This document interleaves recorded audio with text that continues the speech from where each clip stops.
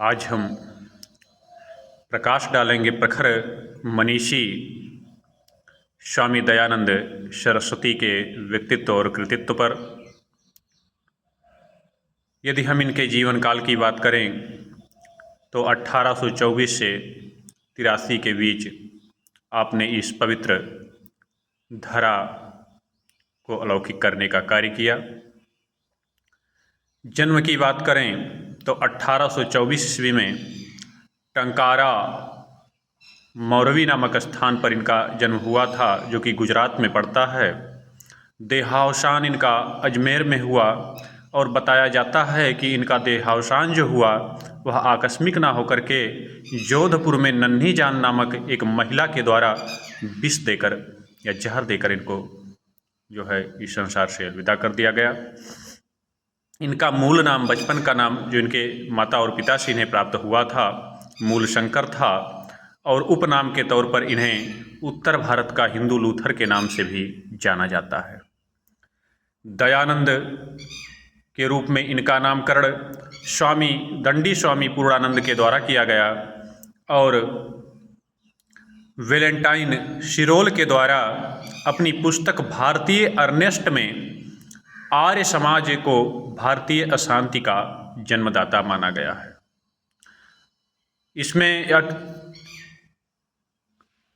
विषय वस्तु पर ध्यान देना आवश्यक होगा कि वेलेंटाइन शिरोल ने दो लोगों को भारतीय अशांति का जन्मदाता माना था।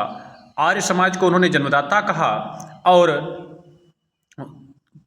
बाल गंगाधर तिलक जी को वेलेंटाइन शिरोल ने ही अपनी पुस्तक भारतीय अर्नेस्ट में भारतीय अशांति के जनक के रूप में संबोधित किया है।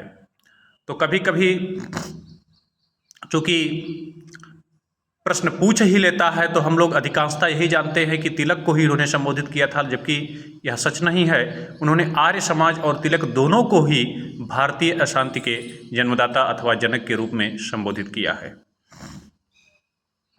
थोड़ा सा हम लोग बात स्वामी श्रद्धानंद के बारे में भी कर लें। चूँकि स्वामी दयानंद सरस्वती जी आर्य समाज के संस्थापक थे और स्वामी श्रद्धानंद आर्य समाज के एक महत्वपूर्ण, एक महान विभूति थे, तो स्वामी श्रद्धानंद के बारे में एक संक्षिप्त चर्चा आवश्यक होगा। ये आर्य समाज के प्रमुख व्यक्तित्व हुआ करते थे।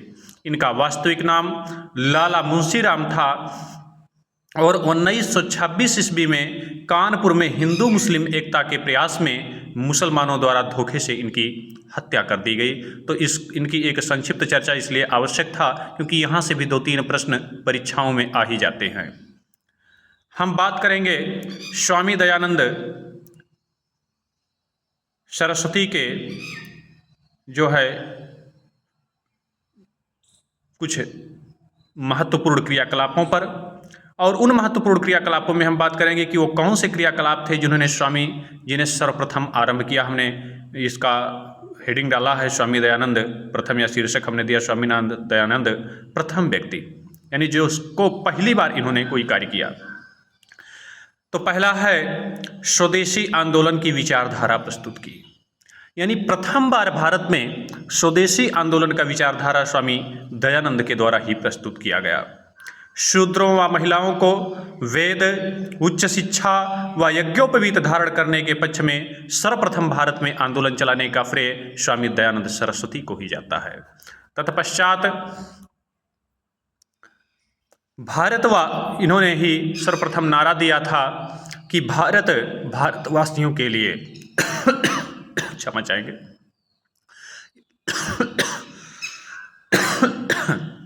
यदि प्रश्न पूछ ले कि प्रथम बार यह नारा किसने दिया कि भारतवासियों के लिए, तो यह स्वामी दयानंद सरस्वती का ही नारा था। 1890 ईस्वी में जालंधर में आर्य कन्या पाठशाला की स्थापना भी सर्वप्रथम इन्होंने ही किया। स्वराज शब्द का प्रयोग भी सर्वप्रथम दयानंद जी के द्वारा ही किया गया। और यहाँ पर हम लोग दिग्भ्रमित होते हैं और हम लोग तिलक जी को लगा देते हैं। स्वराज के नारे को लोकप्रियता प्रदान करने का कार्य माननीय तिलक जी ने किया था, लेकिन सर्वप्रथम स्वराज शब्द का प्रयोग दयानंद सरस्वती जी के द्वारा ही किया गया। तत्पश्चात हिंदुओं में आत्मसम्मान की भावना प्रकट करने का कार्य भी सर्वप्रथम स्वामी जी ने ही किया। चूँकि तत्कालीन परिस्थितियों में राजा राम मोहन राय और इत्यादि कुछ ऐसे जो है विचारक निकल के सामने आए जिन्होंने हिंदू धर्म में सुधार के लिए कार्य तो किया, किंतु उन सुधारों के नाम पर उन्होंने कहीं ना कहीं जो हमारे संस्कृत की मूलभूत चीज़ें थीं उसका भी पर भी कुठाराघात करना शुरू कर दिया, उसमें भी कुछ कमियां निकालना इन्होंने शुरू कर दिया। और तत्पश्चात तत्कालीन समाज में सर्वप्रथम दयानंद सरस्वती जी ने उस निराशापूर्ण वातावरण में सनातन परंपरा के प्रति, हिंदू धर्मावलंबियों के प्रति एक आशा का संचार व्यक्त किया कि भाई हिंदू धर्म में सारी कमियां ही कमियां नहीं हैं, हम लोगों को अपनी वैदिक परंपरा, अपनी सनातन परंपरा का अध्ययन करना चाहिए, उससे अवगत होना चाहिए। कई ऐसी चीज़ें हैं कि जहां से हम अपने जीवन के लिए एक नवीन पथ का निर्माण कर सकते हैं। तत्पश्चात हम लोग बात करेंगे आर्य समाज के बारे में। तो आर्य समाज की स्थापना स्वामी दयानंद द्वारा 1875 ईस्वी में बम्बई में की गई। 1877 ईस्वी में आर्य समाज के मुख्यालय में परिवर्तन कर इसे लाहौर स्थापित कर दिया गया। यानी स्थापना इसकी कहाँ हुई थी? मुंबई में। लेकिन 1877 यानी 2 ही वर्षों के पश्चात आर्य समाज के मुख्यालय को बदलकर इसे लाहौर में कर दिया गया। प्रथम भारतीय आंदोलन जो पूर्णतया भारतीय संस्कृति व सभ्यता पर आधारित था, यह आर्य समाज ही था। यानी अभी तक हमने पहले ही बताया कि जितने भी, चाहे ब्रह्म समाज को उठा के देख लिया जाए, चाहे जो है जितनी भी संस्थाओं की स्थापना की गई, उसमें कहीं ना कहीं जो हमारी मूल भारतीयता थी उसको केवल और केवल जो है एक प्रकार से देखा जाए तो उस पर कुठाराघात करने का ही कार्य किया गया। लेकिन आर्य समाज के नेतृत्व में प्रथम बार आंदोलन जो चलाया गया वह मूलतः भारतीय सनातन परंपरा, भारतीय संस्कृति और भारतीय वैदिक परंपरा को ही इन्होंने अपना आदर्श बनाया। भारतीय संस्कृति और सभ्यता को ही इन्होंने अपना आदर्श बनाते हुए अपने वैचारिक गतिविधियों को आगे बढ़ाया। तत्पश्चात दयानंद जी द्वारा ही सर्वप्रथम नमस्ते शब्द का प्रयोग अभिवादन के तौर पर करने की प्रेरणा दे दी गई भारतीयों के द्वारा। आर्य समाज को यहाँ से भी प्रश्न पूछ लेता है कि अभिवादन के तौर पर सर्वप्रथम नमस्ते शब्द का प्रयोग किसने किया? तो स्वामी दयानंद सरस्वती जी के द्वारा ही किया गया। आर्य समाज को सैनिक हिंदुत्व की संज्ञा भी दी जाती है। पंजाब में आर्य समाज का सर्वाधिक प्रचार और प्रसार हुआ। प्रश्न पूछ लेता है कि किस प्रांत में भारत के आर्य समाज का सर्वाधिक प्रचार प्रसार हुआ? तो यहाँ पे भी लोग भ्रमित ही हो जाते हैं, कोई उत्तराखंड लगा देगा, कोई कुछ लगा देगा। कि सच्चाई यह है कि सर्वाधिक प्रचार प्रसार आर्य समाज का पंजाब प्रांत में हुआ।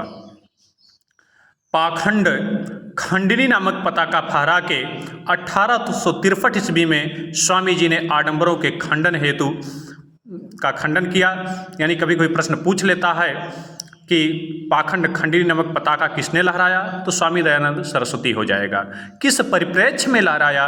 तो जो उस समय तत्कालीन समाज में व्याप्त आडंबर थे, पाखंड थे, उन पाखंडों के खंडन हेतु उन्होंने पाखंड खंडनी पताका को प्रतीक के रूप में 1863 ईस्वी में लहराने का कार्य किया।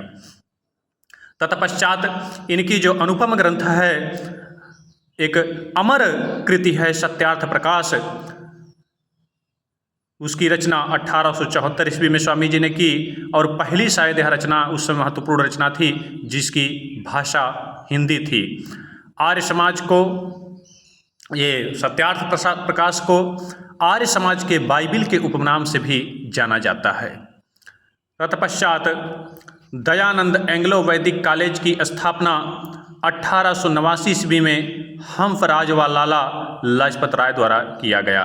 तो कभी कभी लोग इसको भी मार देते हैं कि दयानंद आंग्ल वैदिक कॉलेज की स्थापना किसके द्वारा किया गया? तो लोग दयानंद सरस्वती लगा देते हैं। नहीं, यहाँ पर आपको ध्यान देने की आवश्यकता है कि 1889 ईस्वी में हंसराज व लाला लाजपत राय जी द्वारा दयानंद आंग्ल वैदिक कॉलेज की स्थापना की गई। 1882 ईस्वी में स्वामी दयानंद जी के द्वारा गौरक्षणी सभा की स्थापना की गई और स्वामी दयानंद जी के द्वारा अपने आर्य समाज के आंदोलन के अंतर्गत 4 स्वा की बात की गई। कभी कभी पूछ लेता है प्रश्न में कि स्वामीनंद जी के द्वारा और दयानंद जी के द्वारा कितने स्वा की बात की गई? तो 2, 3, 4। तो यहाँ 4 आपको जानने की आवश्यकता है। कभी कभी प्रश्न में इस प्रकार से भी पूछ लेता है कि स्वामी दयानंद जी के द्वारा अपने आंदोलन के दौरान 4 स्व की बात की गई, उसमें से एक नहीं है तो अब 3 दे देगा। तो आपको चारों से अवगत होने की आवश्यकता है। तो इस 4 स्व के अंतर्गत उन्होंने स्वराज्य, स्वधर्म, स्वदेशी और स्वभाषा को प्रचारित और प्रसारित किया। यानी स्वयं का राज्य, अपना धर्म और स्वदेशी तथा अपनी भाषा के प्रयोग को उन्होंने अधिक का अधिक बढ़ावा दिया। तत्पश्चात शुद्धि आंदोलन, स्वामी दयानंद सरस्वती द्वारा शुद्धि आंदोलन चलाया गया, जिसका मूलभूत उद्देश्य किसी कारणवश अन्य परंपराओं जैसे इस्लाम और ईसाइयत को स्वीकार कर चुके हिंदुओं का वैदिक रीति से शुद्धिकरण कर स्वधर्म में वापसी करना था।